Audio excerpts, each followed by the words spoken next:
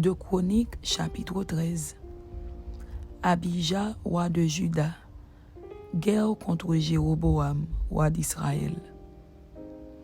La 18e année du règne de Jéroboam, Abija régna sur Juda. Il régna 3 ans à Jérusalem.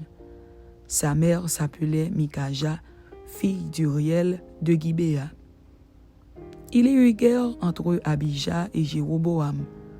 Abija engagea les hostilités avec une armée de vaillants guerriers, 400 000 hommes d'élite, et Jéroboam se rangea en bataille contre lui avec 800 000 hommes d'élite, vaillants guerriers.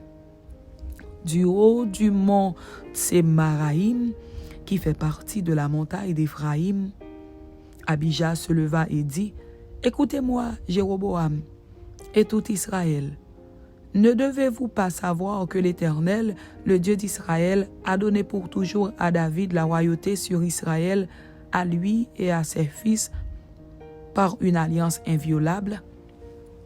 Mais Jéroboam, fils de Nébat, serviteur de Salomon, fils de David, s'est levé et s'est révolté contre son maître. Des gens de rien, des hommes pervers se sont rassemblés auprès de lui et l'ont emporté sur Roboam, fils de Salomon. Roboam était jeune et craintif, et il manqua de force devant eux. Et maintenant, vous pensez triompher du royaume de l'Éternel qui est entre les mains des fils de David, et vous êtes une multitude nombreuse, et vous avez avec vous les veaux d'or que Jéroboam vous a fait pour Dieu. N'avez-vous pas repoussé les sacrificateurs de l'Éternel, les fils d'Aaron et les Lévites, et ne vous êtes-vous pas fait des sacrificateurs comme les peuples des autres pays? Quiconque venait avec un jeune taureau et 7 béliers afin d'être consacré devenait sacrificateur de ce qui n'est point Dieu. Mais pour nous, l'Éternel est notre Dieu, et nous ne l'avons point abandonné. Les sacrificateurs au service de l'Éternel sont fils d'Aaron, et les Lévites remplissent leurs fonctions. Nous offrons chaque matin et chaque soir des holocaustes à l'Éternel.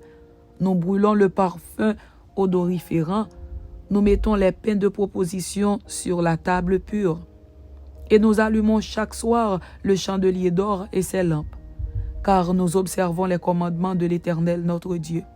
Et vous l'avez abandonné. Voici, Dieu et ses sacrificateurs sont avec nous, à notre tête, et nous avons les trompettes retentissantes pour les faire résonner contre vous. Enfants d'Israël, ne faites pas la guerre à l'Éternel, le Dieu de vos pères, car vous n'auriez aucun succès. Jéroboam les prit par derrière au moyen d'une embuscade, et ses troupes étaient en face de Juda, qui avait l'embuscade par derrière. Ceux de Juda s'étant retournés eurent à combattre devant et derrière. Ils crièrent à l'Éternel et les sacrificateurs sonnèrent des trompettes. Les hommes de Juda poussèrent un cri de guerre et, au cri de guerre des hommes de Juda, l'Éternel frappa Jéroboam et tout Israël devant Abija et Juda. Les enfants d'Israël s'enfuirent devant Juda et Dieu les livra entre ses mains. Abija et son peuple leur firent éprouver une grande défaite et 500 000 hommes d'élite tombèrent morts parmi ceux d'Israël. Les enfants d'Israël furent humiliés en ce temps, et les enfants de Juda remportèrent la victoire parce qu'ils s'étaient appuyés sur l'Éternel, le Dieu de leur père. Abija poursuivit Jéroboam et lui prit des villes, Béthel et les villes de son ressort, Jéchana et les villes de son ressort, et Ephron et les villes de son ressort. Jéroboam n'eut plus de force du temps d'Abija, et l'Éternel le frappa, et il mourut. Mais Abija devint puissant. Il eut 14 femmes, et engendra 22 fils et 16 filles.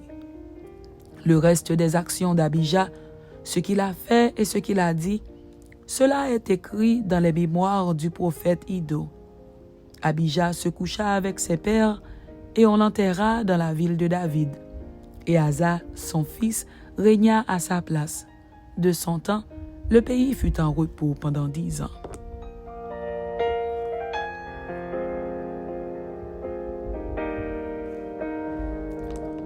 2 Chroniques, chapitre 14. Asa, roi de Juda. Asa fit ce qui est bien et droit aux yeux de l'Éternel, son Dieu. Il fit disparaître les autels de l'étranger et les hauts lieux. Il brisa les statues et abattit les idoles.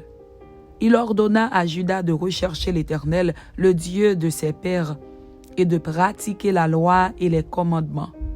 Il fit disparaître de toutes les villes de Juda les hauts lieux et les statues consacrées au soleil. Et le royaume fut en repos devant lui. Il bâtit des villes fortes en Juda, car le pays fut tranquille et il n'y eut pas de guerre contre lui pendant ces années-là, parce que l'Éternel lui donna du repos. Il dit à Juda, « Bâtissons ces villes et entourons-les de murs, de tours, de portes et de barres. Le pays est encore devant nous, car nous avons recherché l'Éternel, notre Dieu, et nous l'avons recherché, et il nous a donné du repos de tous côtés. » Ils bâtirent donc et réussirent. Asa avait une armée de 300 000 hommes de Juda, portant le bouclier et la lance, et de 280 000 de Benjamin, portant le bouclier et tirant de l'arc, tous vaillants hommes. Victoire sur Zérak et les Éthiopiens. Zérak, l'Éthiopien, sortit contre eux avec une armée d'1 million d'hommes et 300 chars, et il s'avança jusqu'à Marécha. Asa marcha au-devant de lui, et ils se rangèrent en bataille dans la vallée de Tsephata, près de Marécha. Asa invoqua l'Éternel son Dieu et dit, « Éternel, toi seul peux venir en aide aux faibles comme aux forts. Viens à notre aide, Éternel notre Dieu, car c'est sur toi que nous nous appuyons, et nous sommes venus en ton nom contre cette multitude. Éternel, tu es notre Dieu. Que ce ne soit pas l'homme qui l'emporte sur toi. » L'Éternel frappa les Éthiopiens devant Asa et devant Juda, et les Éthiopiens prirent la fuite. Asa et le peuple qui était avec lui les poursuivirent jusqu'à Guérar, et les Éthiopiens tombèrent sans pouvoir sauver leur vie, car ils furent détruits par l'Éternel et par son armée. Asa et son peuple firent un très grand butin.